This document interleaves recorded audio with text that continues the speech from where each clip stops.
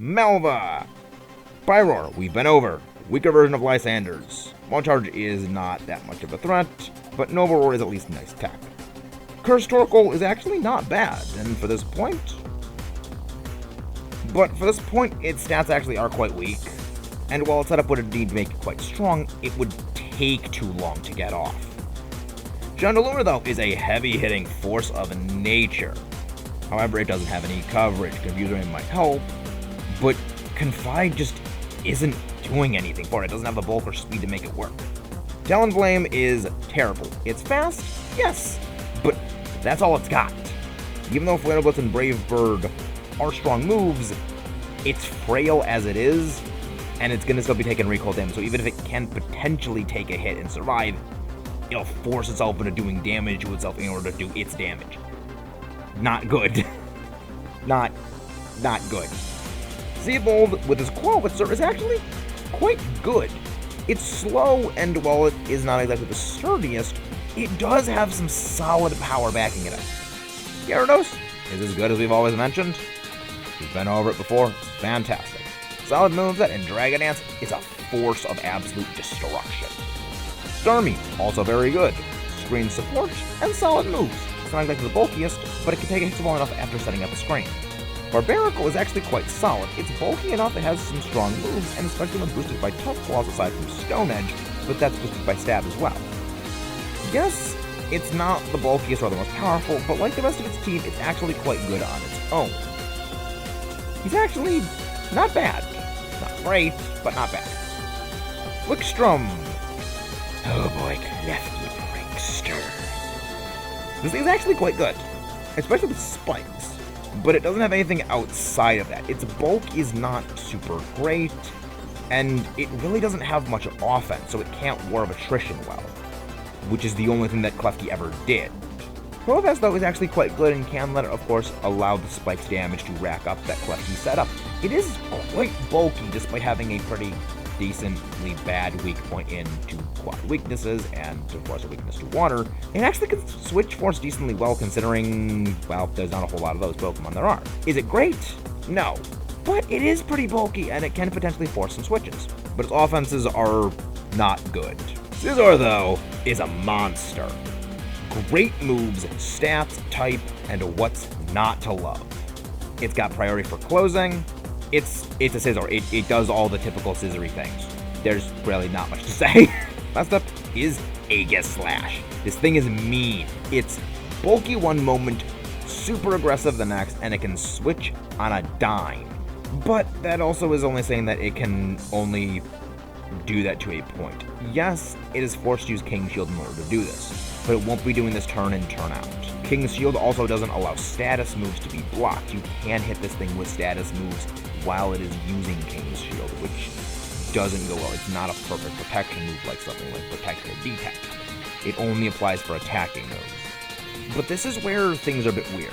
This thing can either go down like an absolute punk, or simply refuse to die. It really depends on how the fight individually goes down because of its massive change in that it is one of the few in-battle stat changers. He does have a pretty okay team. Yes, two of his Pokemon are not especially great. Aegis Slash is of course a mixed bag, but Scissor is fantastic. Not as good throughout his Seabold, but it's okay. Better than Malva, but then again, everyone does Malva. There's only one thing consistent about his entire team, and that's its inconsistency. And last of the Kalos Elite Four, Durazna. He actually has a Dragalge with a pretty decent moveset. It's not a terrible Pokemon. Yes, it is slow, it's bulky, a bit like a slower Milotic, with a bit of a wider move pool. It's not bad. It has a very decently defensive typing, pretty decent moves. It's not horrible, but it's also not super spectacular. Again, middle of the road. Druddigon is, of course, not bad. It doesn't especially have super great moves. They're not that strong, so it's naturally well-rounded stats really can't shine that well.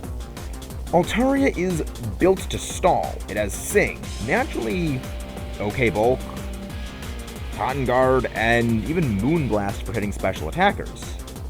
But this is not great because it doesn't have anything other than maybe hope to set up debuffs or boosts, and hope to win a war of attrition, it's not especially solid. Her Noivern is not especially strong. It has Super Fang, which is nice, and cutting someone's in HP in half like that, though that only really works if it can take a hit and get in a follow-up move after Super Fang, which it is quite frail. Yes, it's fast, but it's also not exactly a super high-powered special attacker. It really does need to have Super Fang to leave marks. But now, onto Diantha's champion battle. And she is, I'll be real, a gimmick. Her team focuses on each Pokemon having a different highest stat. It's a neat idea, but it doesn't work as a champion battle. Hawlucha, we already went over how not great it was with Karina, and here, even though it has Swords Dance setup, it doesn't have the bulk to do this. By now, attacking stats are just so much higher compared to what they were back with her. It's just not able to do anything.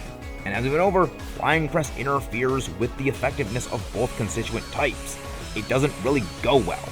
Yeah, if it can get a Swords Dance off, its coverage is actually quite decent, but the problem is the things it wants those coverages for will destroy it before it can use those coverages after Swords Dance. So the coverage is pretty useless.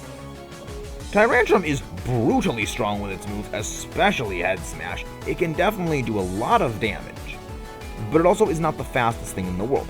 Yes, it can take a hit, but with its low speed and Head Smash, it's going to end up taking itself down.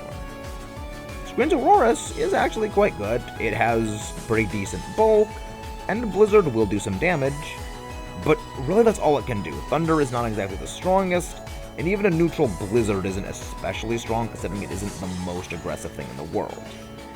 It really is there just to set up screens.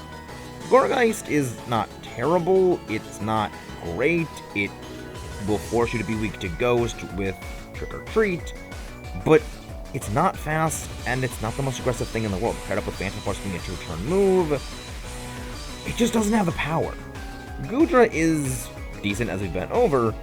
It has decent offenses, okay speed, pretty good bulk across the board, decent physical, and quite exceptional special, but even if Muddy Water is a quite weak move at its move pool. The last thing on her team is her Mega Gardevoir, and this thing's a nightmare. It is fast, absurdly high special defense, ludicrous special attack, pretty good speed. It can actually do a lot of damage to most of what's available because it's just sheer absurd stats. Outside priority users or of course special defensive walls. It's hard to take down, or is it? Yes, 165 is a very, very great special attack. It is ruthlessly aggressive moveset. The problem is, though, it follows the Cynthia team strategy. It's just amped up to a degree. And it doesn't work as well. A lot of this is because Gardevoir doesn't have the same overwhelming stat and type advantage that Garchomp did when Cynthia tried the same kind of strategy of a balanced team with a hugely aggressive sweeper loaded in the back as a cleaner. The other thing also is that Gardevoir doesn't get its boosted speed the first turn at Megas, so it's still dealing with a base 80 speed the first turn. And a lot of things actually have better than base 80 speed that can take it on and destroy it. The other part is also its physical defense is very pathetically low, and this is where stats kind of get a bit inflated by people's memories. A lot of people will look at this thing and see the kind of damage Mega Gardevoir would do in things like competitive arenas, where 165 is just absurd with things like Pixelate Hyper Voice and everything like that. A lot of that was with nature, EV investment, things skyrocketing its power. Remember, nature's boost stats according to what the stat is. Something that has a base 100 stat that is boosted by nature, that has a base 165 boosted by nature, will have a massive difference in how much it's actually boosted by. And that's really where things go here. Because of how massive this thing's base stat is, the upper bound, which is really what a lot of people kind of remember as because of the competitive things, it doesn't hold up as well. It's one of those cases where something is remembered for being frightening because of competitive usage, but that doesn't apply when it comes to this. It is probably the strongest thing ever faced in any of these games up until this point, but it's not so much over the top but it's not to such an insane degree that most things can't take a hit from it. And again, low physical defense, pretty much most things can take it down if they have a physical attack. That end, Mustang only has 2 largely competent Pokemon. This is not a champion team. It's a nice, cute idea, but it's suited to be a tutorial more than an actual champion fight. Even Cynthia's team, as flawed as it was, understood you'd need to double down on a lot of things, not just have one of everything. However, Diantha's not the end. After you face her, you fight AZ during the credits. And this is the first fight of postgame. His team is a pretty neat idea, again, much like Diantha's herself, but it's not great. Torkoal is not bad, but it's not overly strong. It can do some stuff, but it's slow. Golurk, not great. Sure, Phantom Force is a nice thing, but that's really all it has. No Guard also undermines the semi-invulnerable turn, because it can still be hit. Sigilyph is not bad, and it does have cosmic power and 2 good stabs, but on its own it can't pull the team's weight. Again, but this is all putting aside the fact that his team is not meant to be a challenge. It's meant for a story purpose. It's not meant to be an actual challenge fight in, say, the same way gym leaders are meant to be. And that kind of goes a bit long in saying that even those are not hard. It's like the first Karina fight and actually the Mega Tutorial Karina fight. It's purely a story-moving fight for character reasons, and it's not meant to be an actual challenge. But with all that done and dusted, we actually move on to pretty much the only actual post-game content in this game, as there are no Elite Four rematches. And that is the battle against Suspicious Woman, who actually is Looker's assistant Emma. She's a team of Jellicent and a Volcarona. It's not as terrifying as these 2 Pokemon normally would be, because their moveset's really just class. It's that Jellicent needs to set Rain in order to fight at its full power, and Venom and the Dancing Moth of Death needs Quiver Dance to be at its full power. They take setup turns that they really don't have the time to do, because Jellicent's going to be strong with the Rain applied, but Volcarona's going to be weak with the Rain applied. Or Jellicent's going to be weak, and Volcarona's going to be strong. It's kind of a thing of only one can really have things their way, and it doesn't mesh well. Her second team is also underwhelming. Mono Fairy. All of them are not great in stats. Whimsicott doesn't have a good special attack, and it's frail. Mawile is bad. Despite its defensive typing and Stockpile Swallow, it's just not good despite the sustain. Granbull is at least a bit of a powerhouse comparatively. It does have Intimidate, which is actually quite good to compensate for its frailty, but Intimidate can't fix everything. It's a good ability, but it can't patch up every single flaw of every single thing. Her third team, or rather, single Pokemon, Persian, is not good. It's frail, even though it's fast, but it's frail. It has nothing especially good about it. The 4th, 5th, and 6th fights are actually all minor tweaks of her previous ones, and we've been over most of these things already. Yes, there are minor tweaks here and there, some things change, but not enough to really make commenting worth it. And some of them even got worse. Her 7th battle, and actually the rematches after this, are actually just Xerostic's teams. And outside of the Malamar, it's bad. Malamar is decent, but it's not enough. And we also are not covering the battle facility matches of the Elite Four because, again, those are battle facility fights. So, that just about wraps up everything, and no. I tried sitting here and, maybe talking about things here and there, saying the good things about the game, but this game is just easy. Far easier than Black 2 and White, which sounds weird. It makes it sound like those games are easy, but they were harder. You get what I mean. And it isn't because of what people say. We're going by the basis of course, you are even level with your opponent, and so the EXP share is being neglected. And even neglecting the EXP share as a thing, which is a commonly cited complaint for this game being so easy, that isn't why. It's like the Cynthia argument for the Sinnoh games, where this game is hard because reason, where the conclusion is correct, but the argument is the wrong one.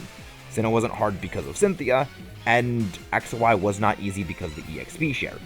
X and Y was easy because the teams you're going up against are freaking garbage. They have poor stats, poor moves, low numbers of Pokemon, or all three. Well, yes, Black and White 2 being harder than this game is a combination of the fact that Black 2 and White 2 is so well put together in terms of teams that really exacerbate things. This being easier than Black and White 2 is a combination of those games having particularly well-structured teams, but also this game having many poor team compositions. Most teams only have a single Pokemon that is a credible threat, potentially, and even then, they may not have a single Pokemon that is. Megas could potentially have been more frightening if they had the investment that competitive matches really shaped the opinion on. Really competitive matches gave an exacerbated picture of how strong these things are. Taking those away, you do cut out a substantial amount of their damage they're dealing, because those were such huge investments that magnified their stats to a high degree. A 10% boost to a 150 plus stat is a colossal increase. They may look insurmountable in terms of their stats, but they just aren't. They're hitting harder than most things prior, but not to the insane margins that people will generally ascribe to them. Even prior rivals, while they were not especially strong, these are particularly underselling that. Again, putting aside the fact Black 2 and White 2, and really Black and White itself, had some of the best team compositions there were, these rivals can't hold a candle to even Sinnoh and the remade Johto teams. Really, they're even worse than the remade Johto rivals teams. The same is true for the villains and the gym leaders and even some of the Elite Four.